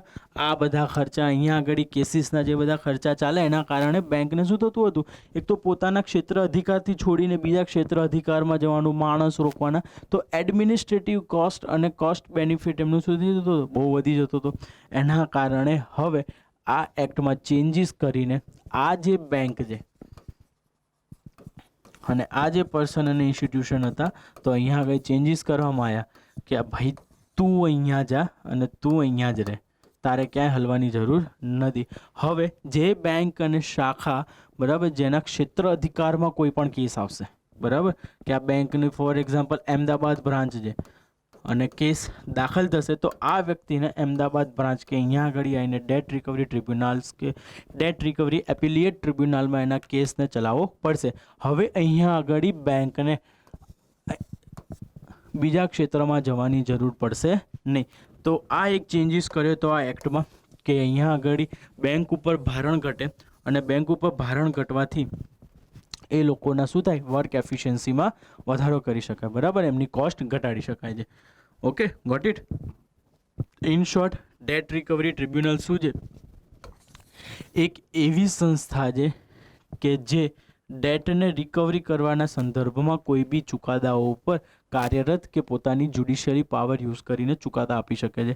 અહીંયા જો ડેટ રિકવરી ટ્રિબ્યુનલના ચુકાદાથી અસંતુષ્ટ વ્યક્તિ હોય તો અસંતુષ્ટ વ્યક્તિ ડેટ રિકવરી એપિલિએટ ટ્રિબ્યુનલમાં જઈ શકે છે અને ત્યાં આગળ જઈને પોતાના જે પૂર્વજ ચુકાદો હતો એને અમેન્ડ કરવા માટે પ્રયત્ન કરી શકે છે. પછી અહીંયા આગળ જે ચુકાદો આવશે એ ફાઇનલ કહેવાશે, બરાબર. નેક્સ્ટ, પ્રોજેક્ટ સશક્ત, બરાબર. પ્રોજેક્ટ સશક્ત કરંટમાં હતું 2018-19 ફાઇનાન્શિયલ યરમાં, બરાબર, કે જ્યારે પ્રોજેક્ટ સશક્ત લોન્ચ કરવામાં આવ્યો ત્યારે બહુ હોપ સાથે લોન્ચ કરવામાં આવ્યો હતો કે આ એક એવી સિસ્ટમ એસ્ટાબ્લિશ કરવા આપણને હેલ્પ કરશે કે જ્યાં આગળ પ્રોજેક્ટ સશક્ત અને insolvency and bankruptcy code 2016 બંને ભેગા થઈને કામ કરી શકશે, બરાબર. પણ સમહાવ પ્રોજેક્ટ સશક્ત હજી ઇનિશિયલ સ્ટેજ ઉપર છે, એટલે એની જોડે એટલી આશા રાખવી કે એ જે વેલ એસ્ટાબ્લિશ્ડ લો સિસ્ટમ હતી એનાથી બેટર પરફોર્મન્સ આપશે તો it is next to impossible. But હા, હજી પણ પ્રોજેક્ટ સશક્તનું ઘણું બધું રેલેવન્સ છે અને in near future A administrative complexity કે જે ઋણ વસૂલ કરવાની જે સિસ્ટમ છે એ કોમ્પ્લેક્સિટીને ઘટાડી શકે છે. તો જોઈ લઈએ. સૌથી પહેલાં યાદ રાખજો કે આની ભલામણ કોના આધારે કરવામાં આવી હતી, સુનિલ મહેતા કમિટી, બરાબર, યાદ રાખી લેજો કે સુનિલ મહેતા કમિટી દ્વારા અપાયેલ ભલામણના આધારે પ્રોજેક્ટ સશક્તની શરૂઆત કરાઈ, બરાબર. આ એક પ્રોજેક્ટ છે, બરાબર. અહીંયા આગળ એક સ્પેસિફિક ફ્રેમવર્ક કામ કરે છે કે અહીંયા આગળ પ્રોજેક્ટ સશક્તમાં ઇન શોર્ટ કહેવામાં આવે છે કે બેંક ભેગા થાવ, એક સિસ્ટમ પોતે ક્રિએટ કરો, બધા વચ્ચે કોરસ્પોન્ડન્સ ક્રિએટ કરો અને પછી ઋણની વસૂલી કરો. હવે એવું તો નહીં થાય કે એક person, for example person x દ્વારા 100 રૂપિયાની લોન એક બેંકમાંથી લેવામાં આવી, બીજી બેંકમાંથી એણે ક્યારે લોન નથી લીધી. 100 રૂપિયાની એક્સ બેંકમાં લોન છે, 200 રૂપિયાની વાય બેંકમાં લોન છે, 300 રૂપિયાની એ બેંકમાં લોન છે, બરાબર. તો અહીંયા આગળ હવે થશે એવું કે બધી બેંકો અલગ અલગ રીતે પોતાના કાર્ય કરતી રહેશે. આ બેંક અલગ કેસ કરશે, આ બેંક અલગ કેસ કરશે, આ બેંક અલગ કેસ કરશે. તો એ જે વસ્તુની કોમ્પ્લેક્સિટી ક્રિએટ થઈ અને જે સોલ્યુશન આવવું જોઈતું હતું એ નથી આવતું. તો અહીંયા આગળ સુનિલ મહેતા કે જે પ્રોજેક્ટ સશક્તની વાત કરી એની અંદર એમનો કહેવાનો ભાવાર્થ એ હતો કે તમે બધા ભેગા થઈ જાઓ, બરાબર. પ્રાયોરિટી સેટ કરી લો કે ભાઈ તારે 300 રૂપિયા વધારે લેવાના છે તો તારું એક્ટિવ પાર્ટિસિપેશન રહેશે. જે પ્રોસેસ છે ઇન્ટર ક્રેડિટર એગ્રીમેન્ટના તે બધું છે બધું તારે કરવાનું રહેશે. ઇન શોર્ટ અહીંયા આગળ બેંકને એકત્ર કરવાનો પ્રયત્ન કર્યો અને જે પ્રોસેસ લાંબી થઈ જતી હતી એ લાંબી પ્રોસેસને ટૂંકાવવાનો પ્રયત્ન કર્યો અને અમાઉન્ટ એને બાયફર્ગેટ કરી દીધી કે આટલી અમાઉન્ટ હોય તો આ વસ્તુ, આટલી અમાઉન્ટ થાય તો આ વસ્તુ કરવાની. જેથી શું થશે કે એનપીએની રાશિ જે વસૂલવાની પ્રક્રિયા જે કેવી થઈ જશે, એકદમ ઇઝી થઈ જશે અને સાયન્ટિફિક અને સિસ્ટમેટિક થઈ જશે. તો અહીંયા સૌથી પહેલાં કીધું 50 કરોડ સુધી, તો કે સંચાલન કમિટીની રચના કરશે, બરાબર, જે 90 દિવસમાં આવશ્યક પગલાં લેશે. જો હવે 50 કરોડ સુધીની કોઈ લોન છે, બરાબર, અપ ટુ 50 કરોડ રૂપીસ, તો અહીંયા આગળ સંચાલન કમિટીની રચના કરશે અને જે 90 દિવસમાં આવશ્યક પગલાં લેશે. હવે 50 કરોડથી 500 કરોડ રૂપિયા સુધી, તો અહીંયા આગળ શું જોવા મળશે? ઇન્ટર ક્રેડિટર એગ્રીમેન્ટ, બરાબર, લેણદારોના મધ્યે, જેમાં લીડ બેંક દ્વારા 180 દિવસમાં એનપીએનું સમાધાન કરશે. જો આ પ્રક્રિયા અસફળ રહેશે તો નેશનલ કંપની લો ટ્રિબ્યુનલની સમક્ષ રાખવામાં આવશે, બરાબર. અહીંયા આગળ આપણને એક સ્પેસિફિક બીજી વસ્તુ જોવા મળે છે કે જ્યારે પણ 50 કરોડથી 500 કરોડ સુધીની કોઈ પણ લોન હશે તો એ 50 કરોડથી 500 કરોડ સુધીની લોનમાં શું કરવામાં આવશે? ઇન્ટર ક્રેડિટર એગ્રીમેન્ટ સાઇન કરવામાં આવશે. જ્યાં આગળ લીડ બેંક મેં તમને સમજાવી હતી, એક્સ બેંક, વાય બેંક અને એ બેંક. તો આમાંથી લીડ બેંક એ હશે કે જેની અમાઉન્ટ સૌથી વધારે હશે. તો એ અમાઉન્ટ વધારેવાળી બેંક અહીંયા આગળ લીડ કરશે અને સ્પેસિફિક ટાઈમ પીરિયડ એટલે કે 180 દિવસની અંતર્ગત એ વસ્તુ પૂરું કરવાનો શું કરશે? પ્રયત્ન કરશે. અને 180 દિવસમાં એનપીનું સમાધાન કરશે. જો આ પ્રક્રિયા અસફળ રહી તો NCLT national company law tribunal કે જે એક ફરીક્વાસી જ્યુડિશિયલ ઇન્સ્ટિટ્યુશન છે કે જે ડીઆરટીથી ઉપરના નિર્ણયો પર લેવાનો પ્રયત્ન કરે છે, બરાબર, રાખવામાં આવશે. અને 500 કરોડથી વધારે હશે તો અસેટ મેનેજમેન્ટ કંપની એએમસી, અને જો ઉપરોક્ત પ્રક્રિયાથી ઋણ વસૂલી નહીં થાય તો આઈબીસી 2016ના મારફતે સુલઝાવવામાં આવશે. તો અહીંયા આગળ સ્પેસિફિક એ વાત કરી કે તમે ડાયરેક્ટ આઈબીસી કે સારફાઈસી એક્ટ ઉપર પહોંચો એ પહેલાં પ્રયત્ન કરો કે જે તમારી લોનની વસૂલાઈ છે એ લોનની વસૂલાઈ તમારા બેંક સ્તર કે બેંક લેવલ ઉપર જ વસૂલાઈ જાય. કે અહીંયા તમારે જસ્ટિસ કોમ્પ્લેક્સિટીમાં પડવાની જરૂર પડે નહીં, કે તમારા બેન્કિંગ સ્ટેજીસ ઉપર જ તમારી મેનેજિંગ ડિરેક્ટર જે ડાયરેક્ટર્સ છે આ તે બધા જે તમારી પોતાની જે વેલ એસ્ટાબ્લિશ સિસ્ટમ છે, જે એનસીએલટી જે નેશનલ કંપની લો ટ્રિબ્યુનલ્સ છે, આ બધાના લેવલ ઉપર જ વસ્તુ શું થઈ જાય? સોલ્વ થઈ જાય. ના તમારે આઈબીસી ઉપર જવું પડે, ઇન્સ્યોરન્સ એન્ડ બેન્કરપ્સી કોડ, કે ના કે પછી તમારે ત્યાંથી જઈને કે સારફાઈસી એક કે આ બધાનો ઉપયોગ કરવો પડે, બરાબર. કારણ કે આ બધાનો એક સ્પેસિફિક ટાઈમ પીરિયડ છે. અહીંયા નેગોશિએશન કરવાની છૂટછાટ એટલી બધી નથી મળતી જેટલી અહીંયા આગળ પોતાના સ્તર ઉપર એ લોકો નેગોશિએશન કરી શકે છે, બરાબર. તો આ હતું પ્રોજેક્ટ સશક્ત. ઇન શોર્ટ પ્રોજેક્ટ સશક્તનો ભાવાર્થ એટલો જ રહેલો હતો કે ભાઈ ગમે તે કરો, સૌથી પહેલાં ટ્રાય કરો કે યાર તમારા લેવલ ઉપર પતી જાય. અને જો તમારા લેવલ ઉપર ના પતે તો છેલ્લે ભાઈ તો બેઠા જ છે, ભાઈને બધું આવડે કે, બરાબર. તો આ ભાઈને બધું આવડવાની સ્થિતિમાં કારણે અત્યારે એવી સ્થિતિ થઈ ગઈ છે કે આઈબીસી ઉપર વર્કલોડ વધી ગયો છે, બરાબર. આપણે એ બધી વસ્તુ સમજવાનું બહુ મોહ નહીં રાખીએ કે કેમ વધી ગયો, કેવી રીતના વધી ગયો. તો આ બધા કારણોના જ કારણે એમાં શું થઈ રહ્યું છે? વધારો થઈ રહ્યો છે આઈબીસીમાં, બરાબર. કે કેસીસના ટાઈમિંગ વધી ગયા છે. આઈબીસી પોતાના સ્પેસિફિક ટાઈમ પીરિયડની અંતર્ગત કેસીસ પૂરા નથી કરી શકતી. તમને હાલતા ચાલતા ઘણા બધી વખત જોવા મળશે કે તમને ન્યૂઝમાં આઈબીસી જોવા મળશે, સારફાઈસી એક્ટમાં કોઈક ચેન્જીસ કરવા મળશે. તમારા નોલેજ માટે તમે વાંચો ત્યાં સુધી એ યોગ્ય છે. પણ તમને એવું ઈચ્છો કે આ સારફાઈસી એક્ટમાં આર્ટિકલ 75માં અમેન્ડમેન્ટ કર્યો, આર્ટિકલ 23 સબસેક્શન 4માં અમેન્ડમેન્ટ કર્યો, તો એ આપણી એક્ઝામ પોઈન્ટ ઓફ વ્યૂથી કોઈ કામના નહીં રહે. હા, કોઈક મેજર ચેન્જીસ કર્યા કે સારફાઈસી એક્ટમાં બહુ મોટા ચેન્જીસ કર્યા કે જેની ઇમિડિયેટ ઇમ્પેક્ટ પડવાની છે, તો એ તમે કરી શકો છો. અધરવાઇઝ ત્યાં આગળ કોઈ જ જરૂર નથી કે જે લોની કોમ્પ્લેક્સિટી છે કે લોની જે લેંગ્વેજીસ છે, બરાબર, એ બધું.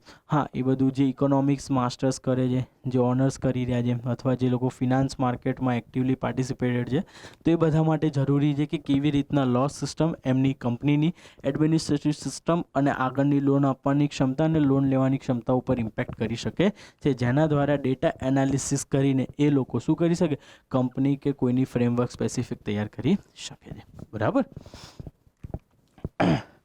બેડ બેંક, બરાબર.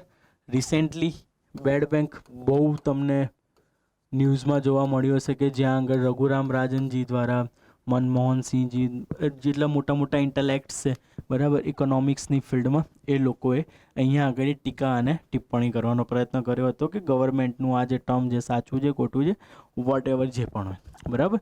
તો સૌથી પહેલાં એ સમજી લઈએ કે બેડ બેંક છે શું, બરાબર, બેડ બેંક સંસ્થા શું છે, કેવી રીતના કામ કરશે, બરાબર. અને એ પછી તમને એક હોમવર્ક રહેશે અને હું નેક્સ્ટ લેક્ચરમાં આ વસ્તુ તમારી સાથે ડિસ્કસ કરી લઈશ ફરી.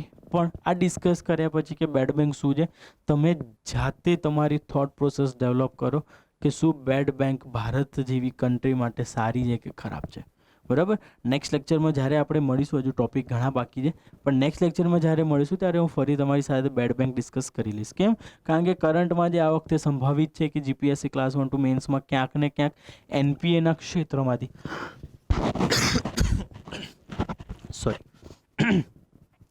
એનપીએના ક્ષેત્રમાંથી કે એનપીએ વાળા ટોપિકમાંથી સંભવતઃ એકાદ ક્વેશ્ચન પડી શકે એવું છે, કારણ કે ઘણા સમયથી એનપીએમાંથી કોઈ ડાયરેક્ટ ક્વેશ્ચન આવેલો નહોતો. કેમ? કારણ કે જે પણ ક્વેશ્ચન્સ આવેલા હતા એ ઇર્દ ગિર્દ સૌથી બહુ પહેલાં આવી ગયું હતું. પછી 2016માં જ્યારે આઈબીસી આવ્યું ત્યારે એકવાર ક્વેશ્ચન આવી ગયેલો હતો, બરાબર. સો દેટ્સ વાય હજુ સુધી એનપીએ ક્ષેત્રમાંથી ડાયરેક્ટ જે ક્વેશ્ચન્સ પડવો જોઈતો તો એવો ક્વેશ્ચન પડ્યો નથી. અને હાલમાં બેડ બેંક ખૂબ ચર્ચામાં હોવાના કારણે સંભાવના છે કે બેડ બેંકના ઇર્દ ગિર્દ રહીને ક્વેશ્ચન આવી શકે છે તમારી સમક્ષ, બરાબર. કે આર્ગ્યુમેટેટિવ ક્વેશ્ચન પણ હોઈ શકે અને ઇન્ફોર્મેટિવ ક્વેશ્ચન પણ હોઈ શકે છે, બરાબર. તો આપણે અત્યારે આર્ગ્યુમેટેટિવ કે ઓપિનિયન બેઝવાળી વસ્તુને સમજવાનો પ્રયત્ન કરીશું, ઇન્ફોર્મેટિવ સેક્શનને પાછી રાખીશું. તો બેડ બેંક શું છે, તો કે આ સંસ્થા સાર્વજનિક ક્ષેત્રની અંતર્ગત કાર્ય કરશે, જેમાં બધા પ્રકારની એનપીએ એક જ સ્થાન પર કેન્દ્રિત કરાશે, બરાબર. ઇન શોર્ટ, આખા ગામથી લોન લઈને એનપીએ લઈને આ બેડ બેંક શું કરશે, પોતાની પાસે રાખશે.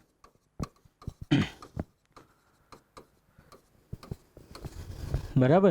તથા આ સંસ્થા દ્વારા એક નિશ્ચિત અવધિના અંતર્ગત ગ્રાહકો જોડેથી ઋણ વસૂલ કરાશે, બરાબર. અહીંયા આગળ બેડ બેંકની ખાસિયત એ છે કે માર્કેટમાં જેટલી પણ એનપીએસ હશે એ એનપીએ શું કરશે, એ પોતાની પાસે લઈ લેશે અને એના જે સ્પેસિફિક સ્ટ્રક્ચર છે, સ્પેસિફિક સ્ટ્રક્ચરની અંતર્ગત એ દરેક બેડ લોનને શું કરશે, વસૂલવાની પ્રક્રિયા પ્રારંભ કરી નાખશે.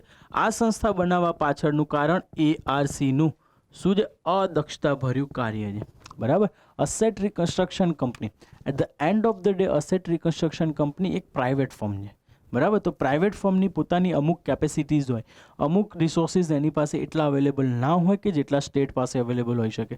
જેના કારણે શું થતું હતું, એઆરસીનું જે ઇનએફિશિયન્ટ વર્ક હતું એ લોન રિકન્સ્ટ્રક્શન કે લોનની વસૂલી કરવામાં એટલું એફિશિયન્ટ સાબિત થઈ શક્યું નહીં, સ્પેસિફિકલી ઇન ઇન્ડિયા, બરાબર. તો વૈશ્વિક બજારના ધોરણો પર ટકી રહેવા આ સંસ્થા મદદરૂપ થઈ શકશે. ઘણા બધા દેશ છે, બ્રાઝિલ છે, અમુક આફ્રિકન કન્ટ્રીઝ છે, સાઉથ અમેરિકન કન્ટ્રીઝ છે, અમેરિકા પોતે છે, કે આ બધા પાસે ક્યાંક ને ક્યાંક લગભગ બેડ બેંક કે બેડ બેંકથી લગતી એવી સંસ્થાઓ છે કે જે એનપીએની વસૂલી માટે શું કરે છે, કાર્યરત કરે છે. અને specifically they are public sector banks, બરાબર. સ્પેસિફિકલી બેડ બેંક કેવી હશે, પબ્લિક સેક્ટર બેંક હશે, બરાબર. સાર્વજનિક ક્ષેત્રનું કાર્ય ખાનગી ક્ષેત્ર કરતાં વધારે દક્ષ હોય છે. અહીંયા આગળ એક સર્વે થયેલો હતો અને સર્વેના ઉપરથી રિપોર્ટ બહાર પાડવામાં આવ્યો કે બેડ બેંક જો પબ્લિક સેક્ટરની હશે તો એ પબ્લિક સેક્ટરની બેંકનું કાર્ય, એની એફિશિયન્સી એ પ્રાઇવેટ સેક્ટર કરતાં કેવી હશે, વધારે રહેલી હશે. આ સંસ્થાની સ્થાપના બેંકની બેલેન્સ શીટ સાફ કરવાનું છે અને આ સંસ્થા જનતા પ્રત્યે જવાબદાર હશે બીજી સંસ્થાઓ કરતાં. ઇન શોર્ટ, અહીંયા આગળ આપણે વસ્તુ જોઈ શકીએ કે અહીંયા જ્યારે ઇકોનોમિકલ રિકવરીની વાત આવે, બરાબર, સ્પેસિફિક ક્રાઇટેરિયાની વાત કરીએ, બરાબર, તો અહીંયા તો એ વસ્તુ સમજી લીધી કે આનું મુખ્ય ઉદ્દેશ્ય શું છે, બેંકની બેલેન્સ શીટ સાફ કરવાનો છે, બરાબર.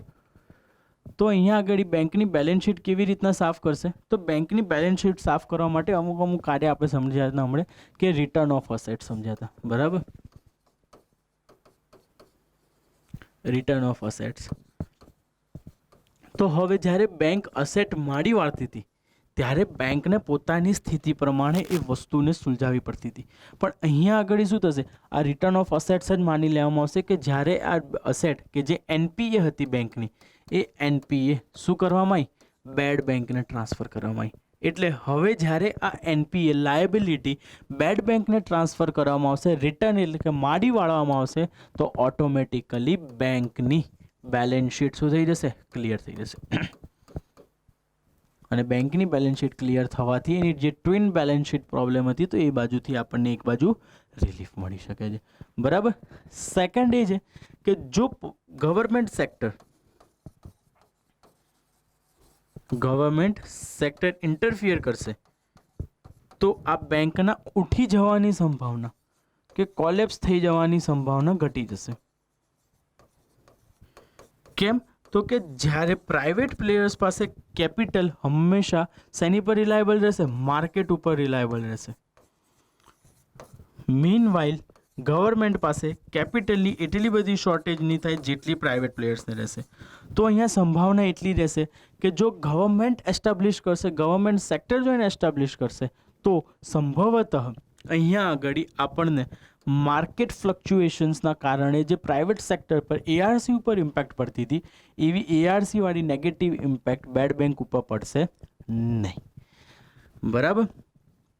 તો આ બે સંભાવના છે, return of assets, government sector plus government sector હશે તો રિકેપિટલાઇઝેશનની પ્રોસેસ શું કરી શકશે, ફાસ્ટ કરી શકશે.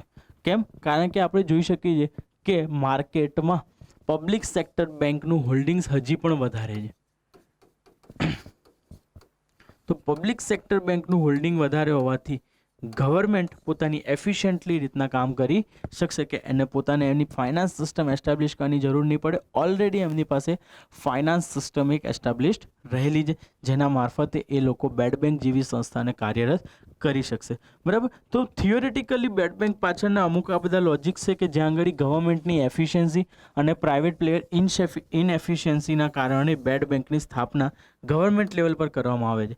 પણ અહીંયા આગળ આ વખતે કેન્દ્ર સરકારે ક્યાંક વાત કરી હતી કે જ્યારે પણ બેડ બેંકની સ્થાપના કરવામાં આવે, બરાબર, ત્યારે એ બેડ બેંક જે પર્ટિક્યુલર રીજન કે પર્ટિક્યુલર રાજ્યની હશે તો ત્યાં આગળ ફંડિંગ રાજ્ય સરકાર દ્વારા કરવામાં આવશે, બરાબર. પણ અહીંયા આગળ ફરી સમક્ષ મુદ્દો આવે છે કે શું રાજ્ય સરકાર પાસે એટલા બધા પૈસા છે કે બેડ બેંક જેવી સંસ્થાઓને ફંડિંગ કરી શકે પોતાના લેવલ ઉપરથી. આપણે જોઈ શકીએ છીએ કે જ્યારે કોઈ પણ ડિઝાસ્ટર કે કોઈ પણ સ્થિતિ આવે છે ત્યારે સ્ટેટ સેન્ટ્રલ ઉપર રિલાયબલ હોય છે. તો અહીંયા આગળ શું બેડ બેંક સ્થાપિત કરીને રાજ્ય સરકારની લાયબિલિટી વધારવાનો કોઈ તર્ક છે, એમની જવાબદારી વધારવાનો કોઈ તર્ક છે કે નથી? તો આ એક ફરી ડિબેટેબલ ઇસ્યુ છે, બરાબર, કે અહીંયા આગળ શું એ લોકો પર લાયબિલિટીઝ વધારવા જેવી છે કે શું કેન્દ્ર સરકાર પોતે સક્ષમ છે આ કાર્ય કરવા માટે કે નથી. તો અહીંયા આગળ કેન્દ્ર અને રાજ્યની બંનેની એફિશિયન્સી ઉપર ક્વેશ્ચન માર્ક મૂકવામાં આવી ગયો કે શું કેન્દ્ર સરકાર અને રાજ્ય સરકાર એફિશિયન્ટ છે પોતાના લેવલ ઉપર કે આટલી બેડ બેંક એમની સમક્ષ આવશે તો એ એમની ફિસ્કલ ડેફિશિયટને મેન્ટેન કરી શકશે અને પોતાના ફાઇનાન્સને મેન્ટેન કરી શકશે. તો હજી આ બધા પ્રશ્નો અરાઇઝ કરવામાં આવ્યા છે બેડ બેંકની સ્થાપનાની સાથે, બરાબર. કન્ક્લુઝન કોઈ પણ ટોપિકનું હું અહીંયા આગળ આપું એ પહેલાં એટલી વસ્તુ કહીશ કે હજી આ વિચારમાં છે, બરાબર, કે બેડ બેંક લાવી કે ના લાવી. બે ગ્રુપ ઇકોનોમિસ્ટના વહેંચાઈ ગયા છે. એક ગ્રુપ કહે છે બેડ બેંક સારી છે કે ગવર્મેન્ટ પાસે રિસોર્સિસ છે, આ તે બધું છે, ગવર્મેન્ટ પહોંચી વળશે. બીજું એક ગ્રુપ એમ કહે છે કે ગવર્મેન્ટની અત્યારે સિચ્યુએશન નથી કે આટલી બધી લાયબિલિટીઝ ક્રિએટ કરી શકે. ઓલરેડી ગવર્મેન્ટની ફિસ્કલ ડેફિશિયટ અને કરંટ એકાઉન્ટ ડેફિશિયટ એક લેવલથી વધારે છે. તો ઉપરથી આ બીજું જે ભારણ છે એ ભારણ લઈ શકાશે નહીં. કોરોનાના ટાઈમમાં આપણે જોઈ શકીએ છીએ કે મીન્સ અને એડવાન્સીસ થ્રુ રાજ્ય સરકાર આરબીઆઈ પાસેથી પૈસા માંગતી હતી. કેમ? કારણ કે ટેક્સ કલેક્શન લોકડાઉનના કારણે સ્ટેટ્સના બહુ ઘટી ગયા હતા. તો આ ટેક્સ કલેક્શનમાં ઉણપ એ એમના જે સ્ટેટ્સમાં રનિંગ માટે જે રેવન્યુ જનરેશન જોઈતી હોય રેવન્યુ જનરેટ કરી શકતી ન હતી. તો રાજ્ય સરકાર ઓલરેડી ફાઇનાન્શિયલ ક્રાઇસિસમાંથી ગુજરી રહી છે, બરાબર, કે જ્યારે આરબીઆઈ દ્વારા 1% લોન ઉપર બી વાત કરવામાં આવી મીન્સ એન્ડ એડવાન્સીસ મારફતે, તો અમુક રાજ્ય સરકારો દ્વારા વિરોધ કરવામાં આવ્યો કે આ 1-2% પણ શા માટે, કે અમે અમારા ભાગમાંથી માંગતા હતા કે જે ફાઇનાન્સ કમિશન દ્વારા વહેંચવામાં આવે છે એ પૈસાની અમે માંગણી કરતા હતા, તો અમને મીન્સ એન્ડ એડવાન્સીસ શા માટે, અને મીન્સ એન્ડ એડવાન્સીસ મળતું પણ આટલું ઇન્ટરેસ્ટ રેટ શા માટે. તો આ બધી આર્ગ્યુમેન્ટ ચાલતી હતી, પણ એની અંતર્ગત બેડ બેંકનો મુદ્દો આવ્યો. તો અહીંયા આગળ કેન્દ્ર અને રાજ્યની બંનેની એફિશિયન્સી અને બંને વચ્ચે તકરાર સૌથી મોટું રીઝન જે આપણે જોઈ શકીએ છીએ કે પોલિટિકલી ડિસ્પ્યુટ્સ આપણને દરેક સ્ટેટ્સમાં જોવા મળે છે. જ્યાં આજથી નહીં પણ આઝાદી પછી તરત આપણને જોવા મળતું હતું કે સેન્ટ્રલ ગવર્મેન્ટ જે છે એની જ પાર્ટી જો સ્ટેટ ગવર્મેન્ટમાં આવે છે તો ત્યાં આગળ સંબંધ બહુ સારા જોવા મળે છે, અને ઓપોઝિશન પાર્ટીની ગવર્મેન્ટ જ્યાં ફ્રેમ કરે છે ત્યાં આગળ સંબંધમાં ખટાશ જોવા મળતી હતી. તો સેન્ટ્રલ અને સ્ટેટ વચ્ચે આપણને ઇશ્યુઝ જોવા મળતા હતા. કેમ? કારણ કે સેન્ટ્રલ દ્વારા હંમેશા પ્લાનિંગ કમિશન થ્રુ વસ્તુને સેન્ટ્રલાઇઝ કરવાનો પ્રયત્ન કરવામાં આવ્યો કે જ્યાં આગળ ઇકોનોમિકલ ડેવલપમેન્ટમાં સ્ટેટનો પોતાનો કોઈ રોલ જ નહોતો, બરાબર. તો સ્ટેટનો રોલ વધારવા, એની કેપેબિલિટી વધારવા નીતિ આયોગ આવ્યું છે અને કોમ્પિટિટિવ અને કમ્પેરેટિવ ફેડરલિઝમની અવધારણાને પ્રોત્સાહન આપવાનો પ્રયત્ન કર્યો. તો હવે અહીંયા આગળ જ્યારે સ્ટેટ્સ ઉપર રિસ્પોન્સિબિલિટીઝ આવવા લાગી પોતાના ડેવલપમેન્ટમાં. કેમ? કારણ કે નીતિ આયોગનું દર્શન એ કહે છે કે અહીંયા જ્યારે વિકાસ કરવો હશે, બરાબર, તો રાજ્ય સરકાર મહત્વનો ભાગ ભજવે છે, બરાબર, રાજ્ય સરકાર મહત્વનો ભાગ ભજવે છે. તો અહીંયા આગળ રાજ્ય સરકાર મહત્વનો ભાગ ભજવતો હોવાથી શું થશે, એમની ઉપર લાયબિલિટીઝ અને વેલફેરની સ્કીમ્સનું બર્ડન શું થઈ જશે, વધી જશે. તમે જોઈ શકો છો કે આ વખતે ગુજરાત, તામિલનાડુ, ઘણા બધા સ્ટેટ્સમાં વેલફેરની સ્કીમ્સની જે ફ્રિકવન્સીઝ હતી એ પ્રીવિયસ યર્સ કરતાં કેવી થવા લાગી છે, હવે વધવા લાગી છે. કેમ? કારણ કે જ્યાં સુધી પ્લાનિંગ કમિશન હતું ત્યાં સુધી સેન્ટ્રલ થ્રુ વસ્તુ રેગ્યુલેટ થતી હતી.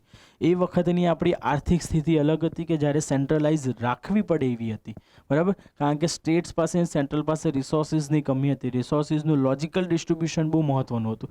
પણ ભારત જેમ જેમ ડેવલપ થતું ગયું એમ પ્રાઇવેટ પ્લેયર્સ આવતા ગયા, આ બધાનો પીપીપી મોડલનું ઇવોલ્યુશન થતું ગયું. ધીરે ધીરે આપણને ખબર પડી કે સ્ટેટ પાસે પણ અમુક એફિશિયન્સી છે કે એમને ઓટોનોમી મળે તો એ બહુ સારી રીતના શું કરી શકે છે, ડેવલપમેન્ટ કરી શકે. ઇન્ટરસ્ટેટ કાઉન્સિલ્સ જે બધા છે, બરાબર, તો ઇન્ટરસ્ટેટ કાઉન્સિલ્સ બનાવવામાં જ એટલા આવ્યા હતા કે એ લોકો ડેવલપ કરી શકે રાજ્ય સરકારને. પરંતુ ઇમ્બેલેન્સીસ સેન્ટ્રલ વર્સિસ સ્ટેટ્સની અવધારણાના કારણે શું થતું હતું, ત્યાં આંગળી આપણને એક યુનિફોર્મિટી જોવા નહોતી મળતી. તો એનો સદુપયોગ આપણે કરી શક્યા નહીં. તો આ બધા કારણોસર આપણે જોઈ શકીએ છીએ કે સ્ટેટની ઇનએફિશિયન્સી ક્રિએટ થઈ ગઈ છે.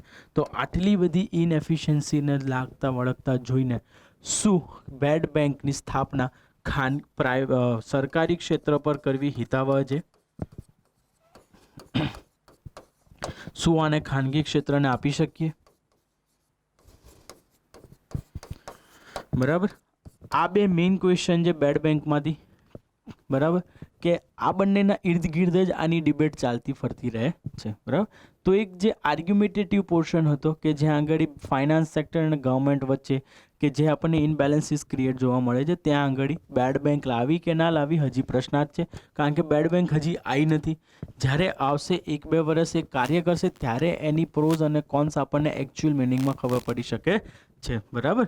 તો અહીંયા આગળ કન્ક્લુઝન જ્યારે તમે પણ આપો આ ટોપિકમાં ત્યારે પ્રયત્ન કરવાનો કે કન્ક્લુઝન બહુ ન્યુટ્રલ હોય અને એક પોઝિટિવ આસ્પેક્ટમાં હોય કે હા, કે એનપીએ માટે આવી એક સંસ્થાની જરૂર છે કે જ્યાં આગળ ટ્વિન બેલેન્સ શીટનો ઇસ્યુ ક્લિયર થઈ શકે.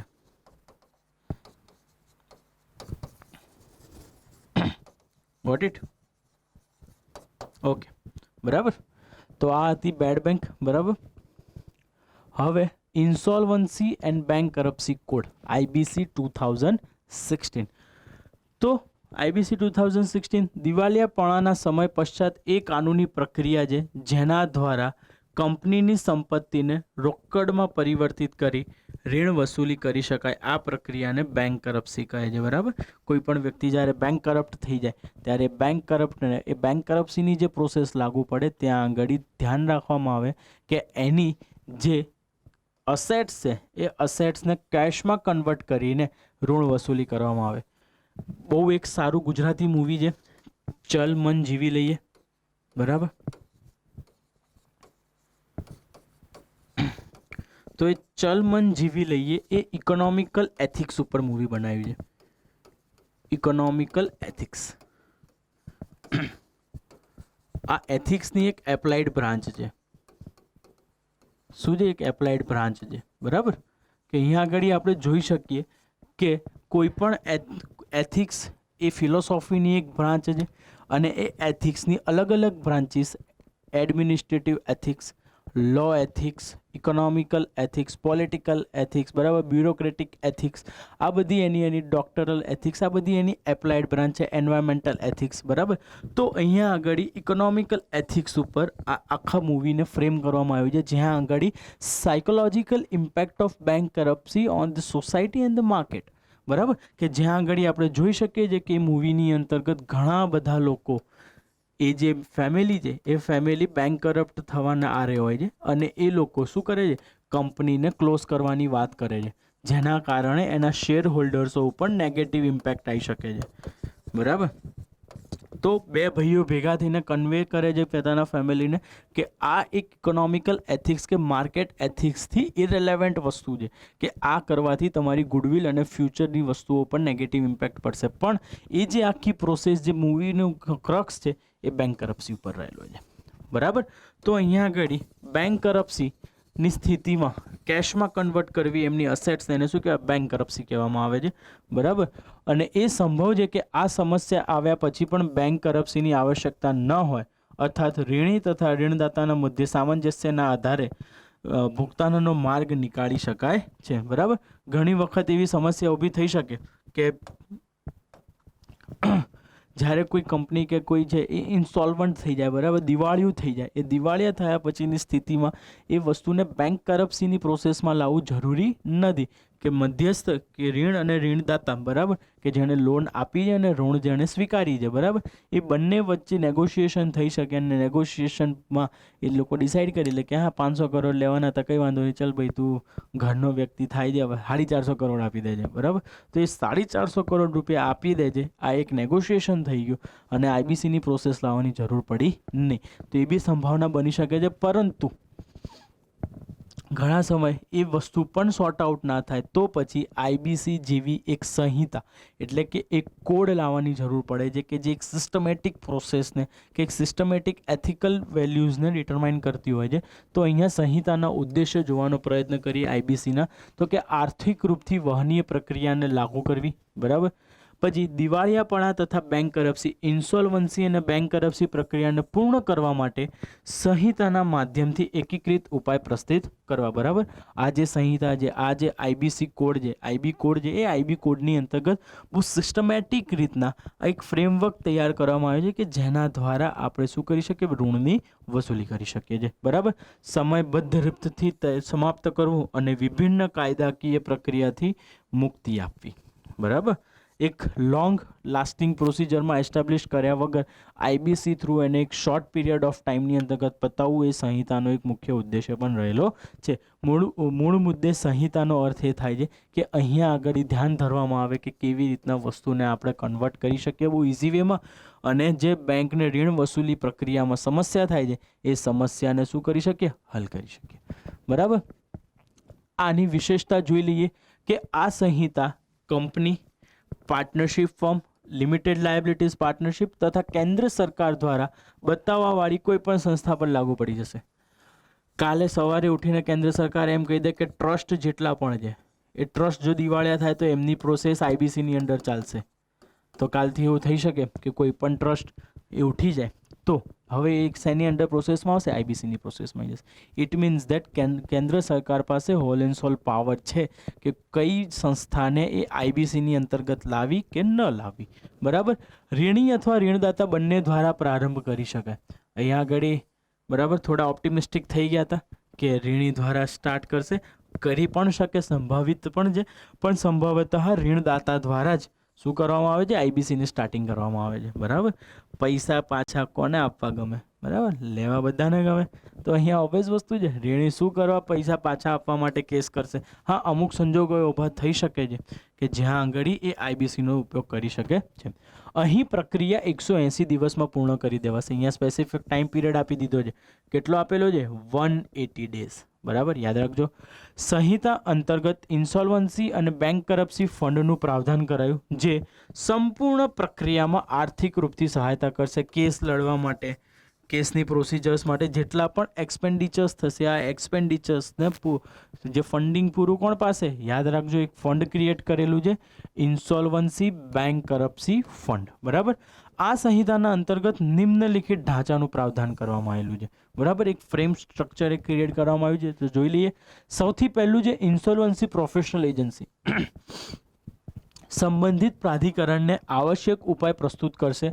એમાં કાર્ય કરવાવાળા વ્યક્તિઓ ઇન્સોલ્વન્સી પ્રોફેશનલ્સ કહેવાશે. બરાબર, કે જે ઇન્સોલ્વન્સી પ્રોફેશનલ્સ હશે એ ઇન્સોલ્વન્સ પ્રોફેશનલ્સ શું કરશે? ઇન્સોલ્વન્સી પ્રોફેશનલ એજન્સીમાં આવશ્યક ઉપાય પ્રસ્તુત કરશે કે કેવી રીતના કે ભાઈ આપણે આ લોન કરી શકીએ, કેવી રીતના વસૂલી કરી શકીએ. તો એક ડિબેટનું માહોલ અને એક ઇન્ટેલેક્ટ ઇનપુટ્સ આપવામાં આવશે કે જેના દ્વારા ઇન્સોલ્વન્સી પ્રોફેશનલ એજન્સી પોતાની પ્રોસિજર્સ આગળ વધારશે.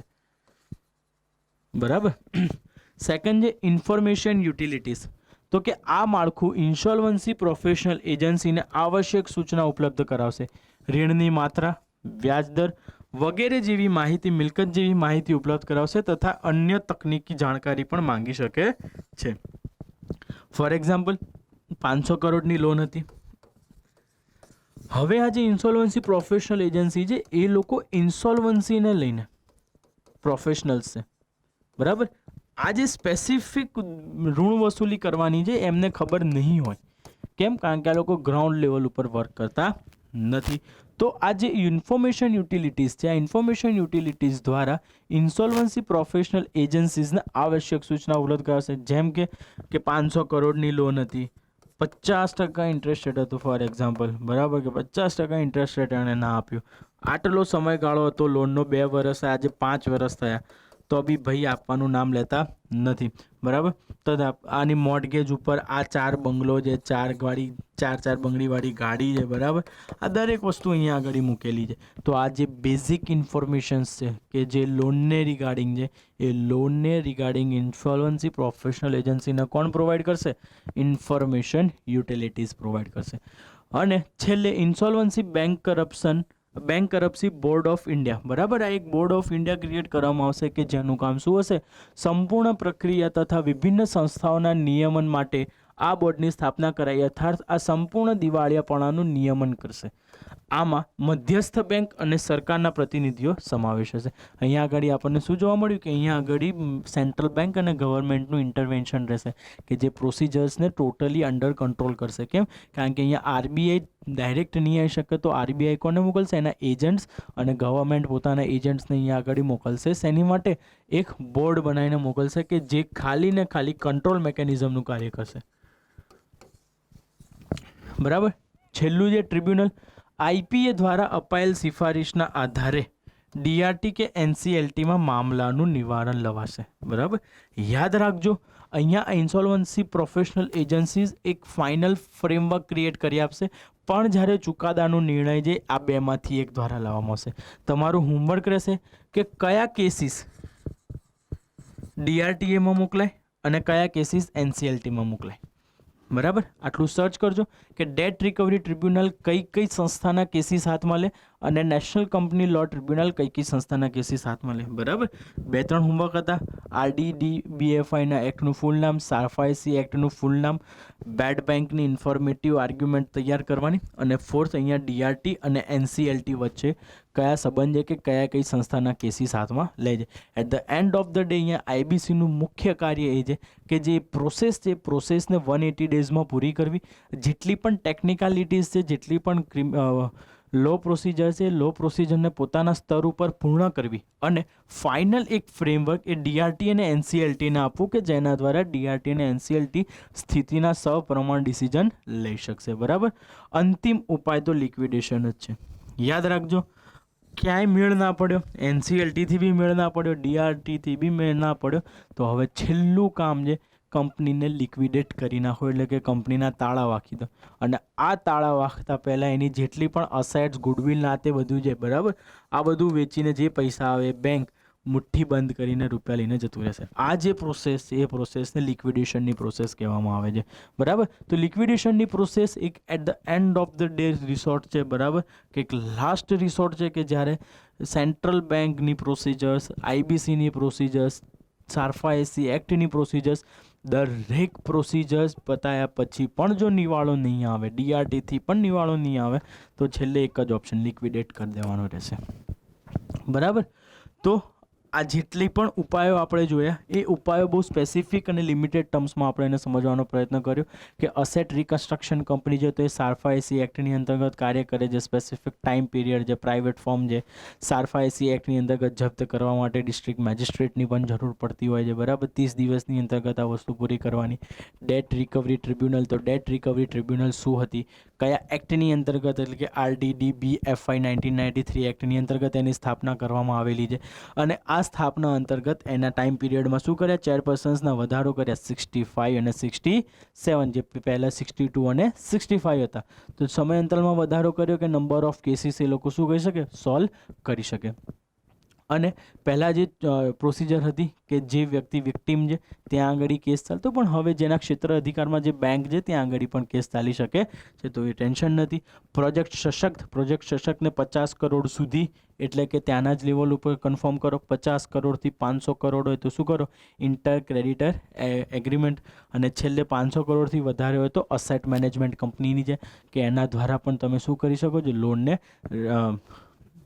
વસૂલવાની પ્રક્રિયા પૂરી કરી શકો છો. અસેટ પ્રોજેક્ટ સશક્તને સમજ્યા પછી આપણે સમજવાનો પ્રયત્ન કર્યો કે બેડ બેંક શું છે, તો બેડ બેંકની અમુક આર્ગ્યુમેન્ટ જોવાનો પ્રયત્ન કર્યો કે જે અત્યારે ચાલી રહી છે, શું છે શું નહીં, એક બે વસ્તુને આપણે સમજી લીધી. અને છેલ્લે insolvency and bankruptcy code IBC, તો IBC શું છે, એની શેની માટે એની સ્થાપના કરી છે, એનું એક સ્ટ્રક્ચર સ્પેસિફિક બરાબર. ઇન્સોલ્વન્સી એન્ડ પ્રોફેશનલ એજન્સી, સાથે સાથે ઇન્ફોર્મેશન યુટિલિટીઝ છે. ઇન્ફોર્મેશન યુટિલિટીઝ પછી insolvency, bankruptcy, board of India, કે આ board of India control mechanism કરશે. એના ઓવરઓલ પ્રોસિજર્સને કામ કોણ કરશે, સોલ્વ કરવાનું. લાસ્ટમાં ટ્રિબ્યુનલ્સ, કઈ ટ્રિબ્યુનલ, DRT અને NCLT. અને અંતિમ ઉપાય IBCનો કયો છે, લિક્વિડેશનનો છે. તો આ ટોપિકની સાથે આપણું આજનું જે NPAનો જે આખો ટોપિક હતો, નોન પરફોર્મિંગ અસેટ્સ, એ પૂરો થાય છે. હવે મની માર્કેટ ઇન્સ્ટ્રુમેન્ટ્સ બાકી છે અને ફાઇનાન્શિયલ ઇન્ક્લુઝન બાકી છે. અને આ બે ટોપિકની સાથે આપણું ફાઇનાન્સ સેક્ટર અહીંયા આગળ શું થઈ જશે, કન્ક્લુડ થઈ જશે. So till then all the best and take care.